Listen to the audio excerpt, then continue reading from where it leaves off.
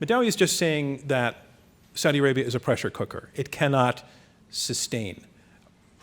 Quoting Woodrow Wilson, for example. Can you respond to that, Greg? Sure. Saudi Arabia is a pressure cooker, and it's been a pressure cooker for decades.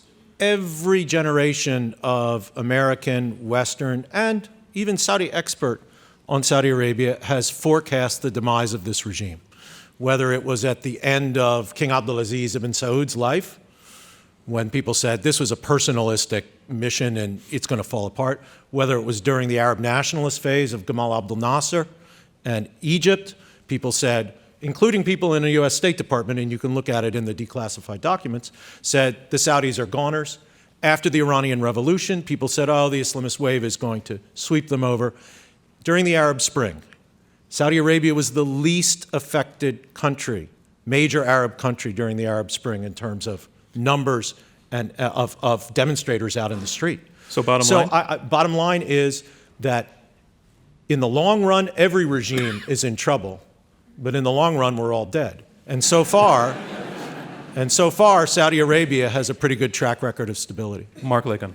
Well, our colleagues here would suggest that they're the sophisticates and we're sort of pulling at heartstrings. But we have a subtle argument.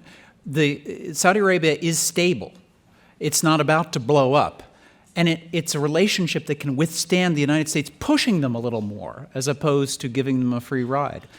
But my colleague is right. They aren't resilient. And if they do not open up to women being involved, other forms of Muslims than Sunnis having a voice, it is going to be a pressure cooker that in the long run cannot last. But to Greg's point, why has it lasted for so many years already? If this prediction has come again and again and again, let me take it to Madawi. Well, everybody thought Mubarak of Egypt was very resilient, and he lasted 35 years. It doesn't mean that things don't just sort of implode one day. And our failure as social scientists is we can't really predict with accuracy when these implosions are going to take place. But this doesn't mean that we can say that Saudi Arabia is stable and so many people have forecasted its downfall. We're not talking about that. We're talking about US-Saudi relationship, and it is an unconditional relationship so far as we can see.